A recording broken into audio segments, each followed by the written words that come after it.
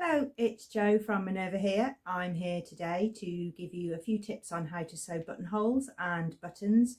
Of course, sewing a buttonhole is going to very much depend on what your machine can do. So you might have a one-stop buttonhole, or you might need to break your buttonhole down into different stages. Being able to make neat buttonholes opens up lots of patterns for you: shirts, button-down shirts, dresses that have buttons down the front. So if you can make them neatly and confidently, it will help you to choose some different patterns. This is the Lyra dress, and this has 5 buttons down the front. As it happens, I ended up putting little pearl poppers on because they went with the fabric. I think I would have had a job choosing the right button to showcase this fabric. So in the end, I went for poppers on here. But if you want to make the Lyra dress or any kind of shirt dress, being able to make a buttonhole that doesn't spoil the front line of your dress is really important. This fabric is a cotton poplin, which means it doesn't have stretch in either direction. It's a very firm cotton, a medium weight, the sort of weight you'd expect to see for a shirt. It works for some dresses that don't have drape, and actually it's because it's art gallery fabric, it's so firm and such good quality that I didn't actually interface the collar. I kept the collar uninterfaced because it was such a firm fabric, and it actually makes a really nice soft cotton collar. I think if I'd interfaced it, it wouldn't have felt so nice. There's lots of different patterns in art gallery fabrics, and cotton poplin is perfect for making the Lyra dress in the short style. I think you'd struggle if you made the long style because all the tiers need a lot of gathering in, and the gather on this is great here and on the back. But I think if you wanted the drape of the longer version, you'd be best to choose something with an element of viscose in. If your sewing machine has a one-step buttonhole, which means it makes a buttonhole all in one go, after one selection on your machine, you will need to put the foot on first. So you take your normal foot off, and then you pop the buttonhole foot onto the shank, and then at the back you will put your button in because that will give a distance here of how long the buttonhole is going to be, and it will do that with this sensor. So you pull down the sensor, it's got a little picture of a buttonhole on it, and now it will sew from this distance up to that stop and then back again, and it's using that buttonhole to measure there. It's always best to try on a piece of scrap fabric first, because you need to know which way your buttonhole is going to go, how straight it's going to be, just the feel of the fabric. It's always good to have a piece of interfacing between your two fabrics. Normally that would be incorporated in the pattern because your button band would have interfacing on it, or a facing would have some interfacing on it. So you need to make sure that you're not just trying to put a buttonhole in a flat piece of fabric with nothing to stabilise it, because it will twist out of shape. So you select the number on your machine for a buttonhole. Mine happens to have a few choices, so I've chosen one to show you.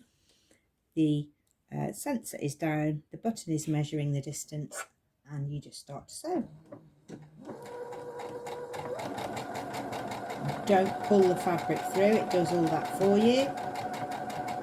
First of all, it will mark out the length of the button, and then it will zigzag over the top, and it will do a bar tack at the end, go down the other side,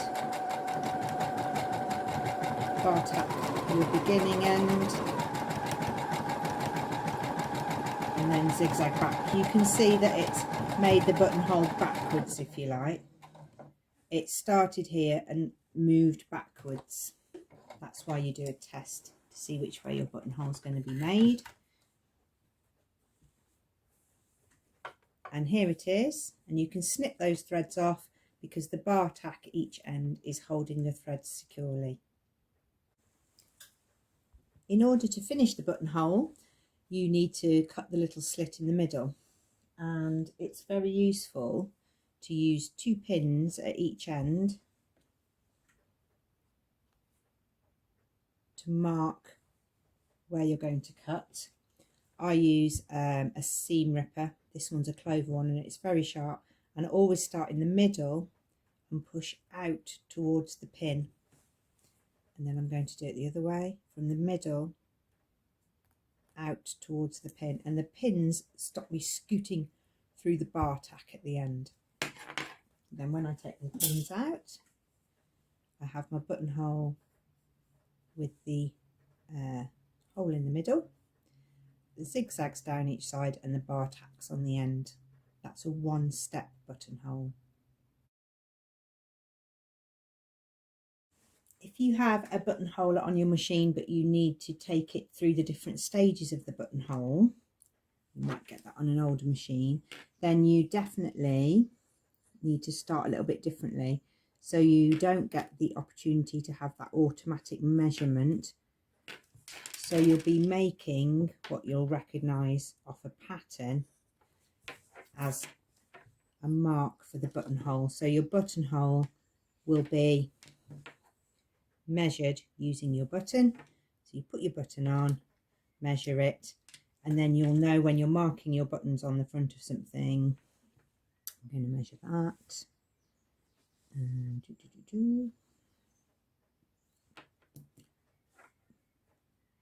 And then I would use that measurement there to measure all of my other buttonholes, making sure I'd got the same distance in between, and then use this as my measurement. So the first stage of this buttonhole, where you have to do the steps yourself, is to mark the buttonhole space that you're going to sew. And if you have a dial that looks like this, where you see the parts of the buttonhole, you will see that it goes through an alphabetical order. So it says do part A, then part B, then part C, then part D.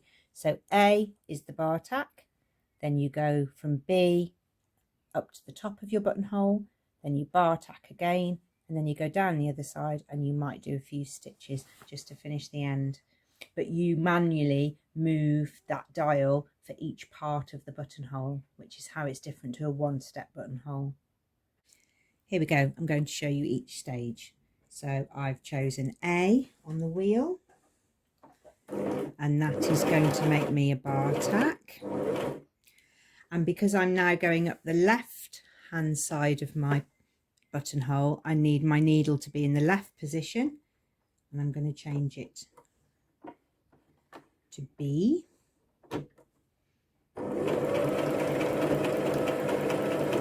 And I'm going to keep going back until I see that little pink line that means it's the end of my buttonhole.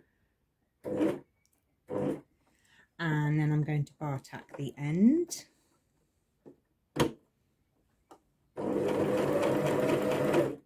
And because I'm now coming down this right hand side, I'm going to keep my needle position in the right position.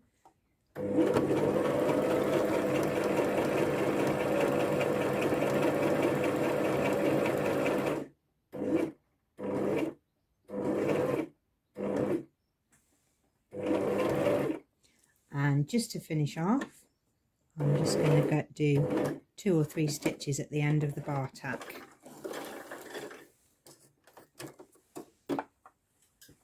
And you can see where my 2 little pink lines are and how I've made the buttonhole in 4 stages between those 2 pink markings.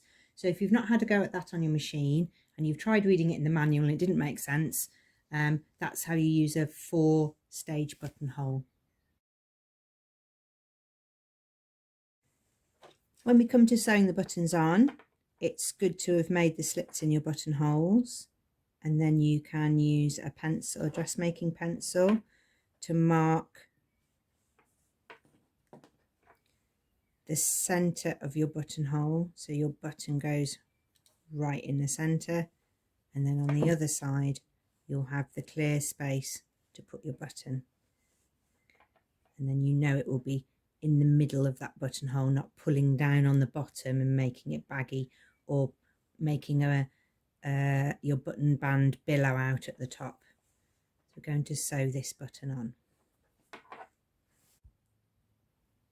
I'm sewing the button on, and I've put a hair grip, or you could use a cocktail stick, or anything that's just going to raise these threads on the top up a little bit, so that when I sew the centre, and it would be the same if you'd got 4 buttonholes or 2,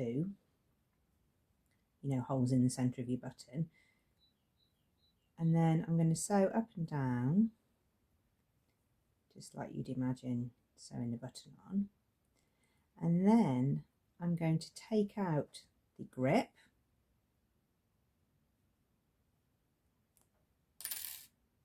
and what it should do is it should make a little button shank.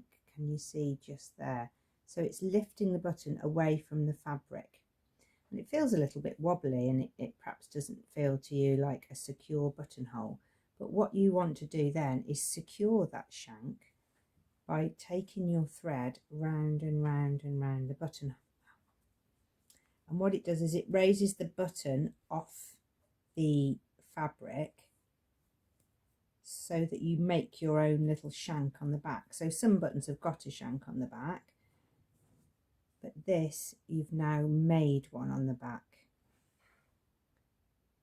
Okay, and what that means is when we knot it off on the back, so we're just going to do a few small stitches on the back, and we're going to make a loop and bring our thread through the middle of it, and then we can snip that off. Your button, it sort of wobbles, but it's on a really sturdy little stem, and that means that this double thickness of fabric here has got room to sit around the buttonhole, because if you sewed it flat on, then it's really hard to get a button through, because you're actually putting another couple of layers of fabric around that button. So that little shank underneath means that you can get your layers underneath, and I'll show you a particularly bad example that I had, and why it's important to do that buttonhole with a little shank on the bottom.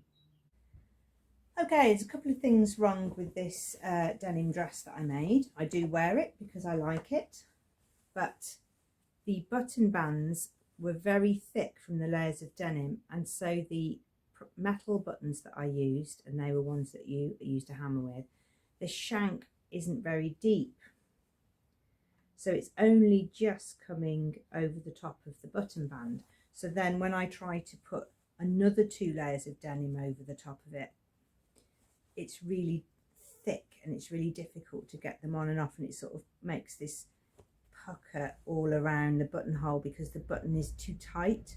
The shank needs to be a little bit longer, which is what I just showed you how to do when you hand make one. The other error that I made here, early doors error, is I've put the buttonholes going the wrong way. So I've done them in the button band going side to side, and really they need to be vertical. So they don't need to be horizontal, they need to be vertical, because I've made now, by putting them that way, this edge here is a really, really weak point. So here is too small.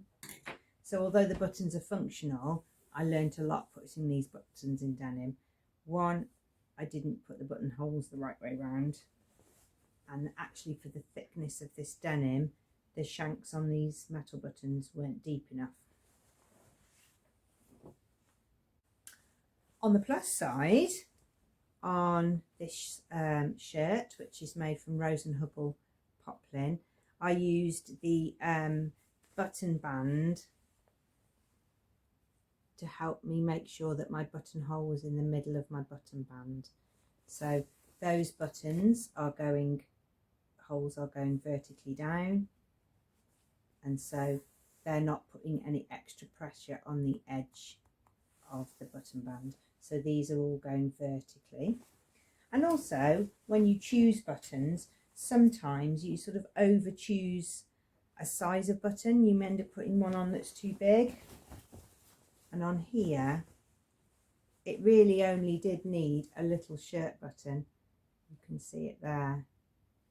You know, this shirt is busy, it's got a beautiful print, it doesn't need great big buttons, those just fade into the pattern, and that's really good on a shirt that's got nice design lines or it's a beautiful fabric.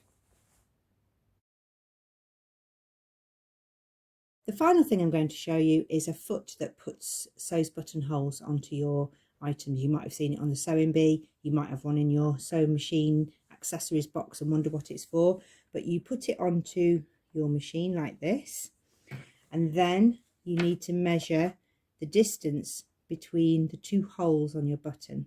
So I'm using a seam gauge here. I can get both points into the holes. That's 4 millimeters wide.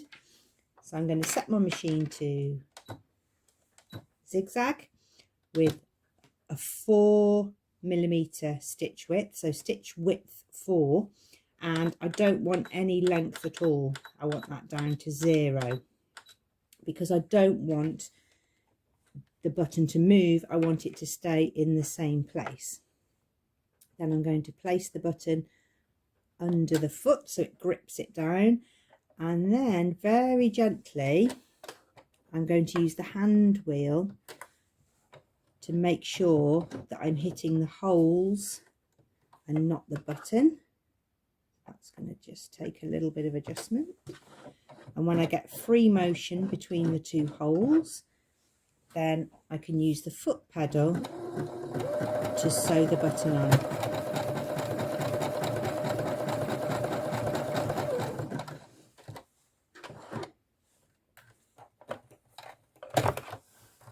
Oops. And there we are. There's a lot of layers of sewing there, and then I can snip off the threads and move on to the next one. Thank you for watching today. I know sewing a button on seems like quite a simple thing to show people, but if you've got a few little tips, you'll get a longer life out of the buttons that you sew on items. I know for sure when I first started sewing, I did sew my buttons absolutely flat to my garments, and then it was very difficult to do them up with the thickness of the fabric. So it was a great little tip when I found out that you needed a little shank underneath to give the thickness for the top layer to land on top of the other layer. Do make a profile on Minerva, show us what you've made, maybe join the Minerva Club as well so that you can take advantage of discounts and VIP offers, which is always useful. All the products and things that I've used are listed below, so if you want the Lyra dress or you want to investigate some cotton poplin from Art Gallery, they're listed below.